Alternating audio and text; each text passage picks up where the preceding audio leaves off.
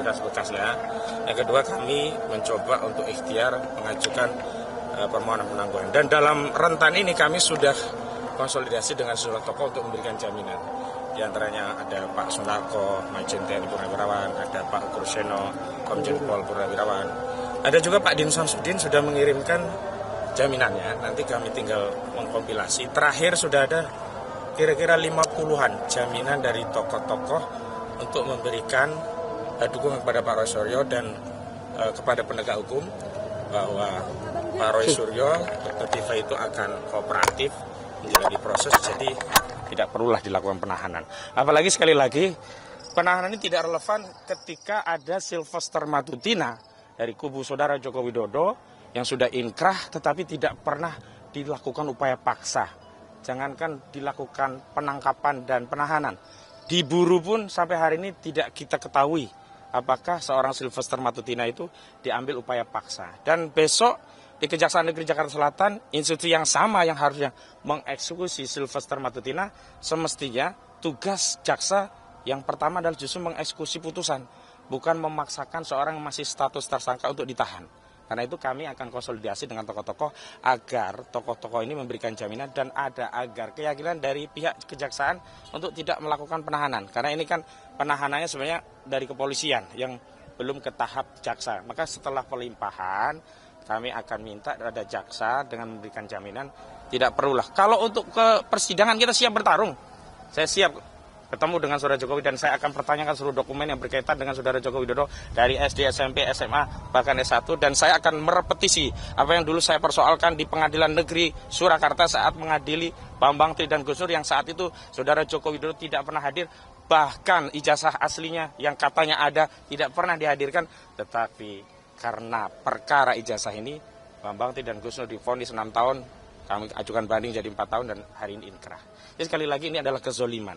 Dan kami tidak ingin bangsa kita ini rusak hukumnya, persepsi masyarakat bahwa hukum itu hari ini tebang pilih, pilih tebang, hari ini ada yang direpresi, yang dizalimi. Ya, lanjut ya.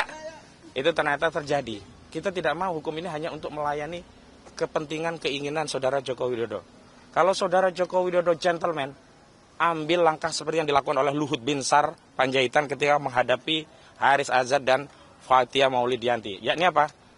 Proses hukum tapi tidak ada penahanan. Tidak perlu itu disusupkan pasal 3235. Itu kan modus saja, motifnya ingin melakukan penahanan agar ancaman pidananya di atas 5 tahun sehingga ada alasan untuk melakukan penahanan. Dan kepada aparat penegak hukum, jangan mengikuti atensi dan intensi dari saudara Joko Widodo yang motifnya ingin mencelakakan anak bangsa. Padahal dia sudah 2 periode menjadi pemimpin di Republik ini. Semestinya dia tunjukkan sikap negarawan dengan memberikan ya keterbukaan terhadap informasi yang dimilikinya, bukan malah mengatakan apa wewenang Anda menanyakan tentang ijazah saya, tidak ada kewajiban hukum bagi saya untuk menunjukkan ijazah saya.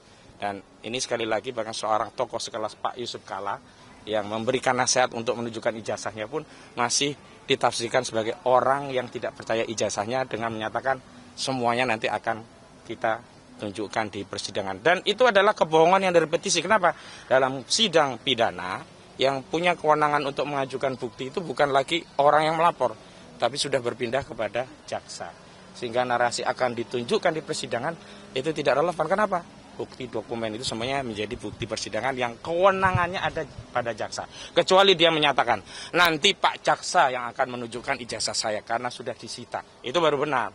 Nah, ini sekali lagi mengkonfirmasi bahwa apa yang disampaikan secara berulang oleh saudara Joko Widodo bahwa dirinya akan menunjukkan ijazahnya dari SD sampai S1 UGM-nya untuk ditunjukkan di persidangan itu adalah kebohongan yang direpetisi. Begitu ya? Pak, hari Senin selain penangguhan penahanan, apalagi Pak yang akan diupayakan oleh tim kuasa hukum? Yang pertama kita menghadiri serah terima antara tersangka dan barang bukti kepada kejaksaan, dari penyidik kepada kejaksaan ya. Yang kedua, memang kita sekalian mengajukan tadi surat penangguhan penahanan dan memang kita minta kepada tokoh-tokoh untuk bisa mendampingi saat proses tersebut. Sekaligus untuk menunjukkan bahwa benar ada jaminan dari tokoh-tokoh yang memang sudah kami lampirkan dalam berkas permohonan penangguhan. Begitu. Tokohnya siapa? Oh itu, nanti tanyakan penyidik ya. Ya, Komjen Pol Ogroseno. Kemudian Pak Saididu, Pak Marwan Batubara, kemudian ada juga Pak siapa tadi? Yang kemarin datang itu tokoh-tokoh kita itu?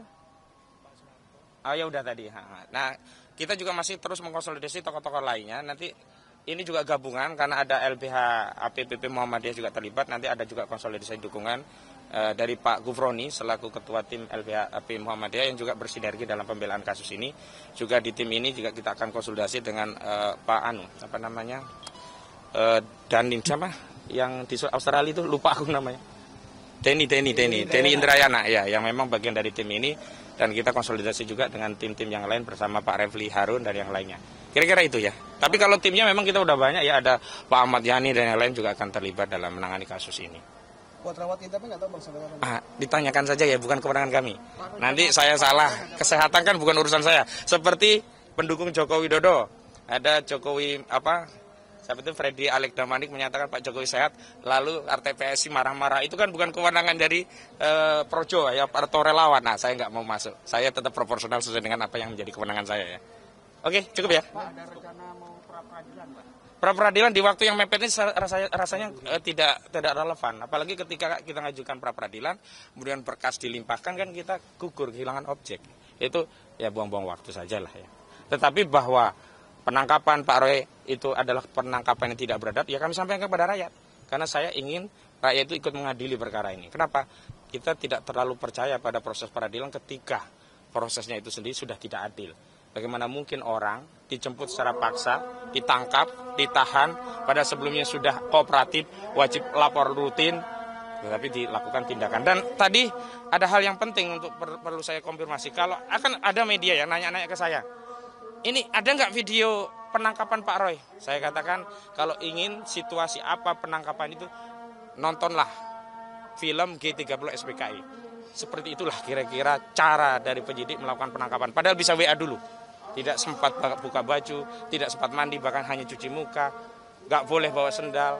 Untungnya tidak diperlakukan seperti Charlie Chandra yang hanya pakai kaos sama celana pendek. Untungnya sempat pakai sepatu, pakai baju dari yang ada apa adanya saja. Dan istri ketika meminta ada lawyer untuk mendampingi. Sebenarnya kami juga tidak akan menghalangi penangkapan. Paling tidak kami memastikan, oh benar ini dari aparat yang berwenang. Oh aman klien kami dibawa. Karena saat itu khawatirnya ada gerombolan yang tidak dikenal, pura-pura bawa identitas, surat tugas, ngambil klien kami, kan khawatir tiba-tiba seperti Andri Yunus tengah perjalanan atau dibuang di KM 50, di dar-der-dor seperti di KM 50. Tapi qadarullah, alhamdulillah ternyata memang dari Polda. Nah, sampai di titik itu kami hari ini tidak khawatir dari sisi bahwa memang yang menangkap adalah pihak yang berwenang, tapi penangkapannya dilakukan secara sewenang-wenang.